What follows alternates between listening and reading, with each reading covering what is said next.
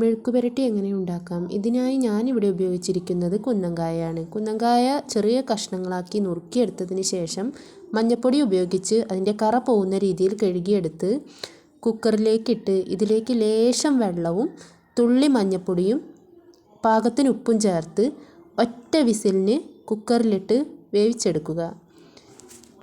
ഇതിലേക്ക് ഇടാനായി ലേശം തേങ്ങയും പച്ചമുളകും ഒരു ലേശം വെളുത്തുള്ളിയും ചതച്ചെടുക്കുക.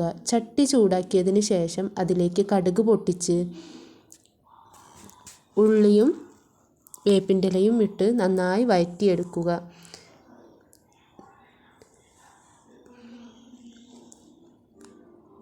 നേന്ത്രക്കായ ഉപയോഗിച്ചും മെഴുക്കുപുരട്ടി തയ്യാറാക്കാം. എനിക്കിവിടെ കിട്ടിയത് കുന്നങ്കായയാണ്. എന്നിട്ട് ഇതിലേക്ക് ചേർക്കാനായി ചതച്ചു വെച്ച തേങ്ങയും വേവിച്ച് വെച്ച കായയും ചേർത്ത് നന്നായി ഇളക്കി മെഴുക്കുപുരട്ടി തയ്യാറാക്കാം.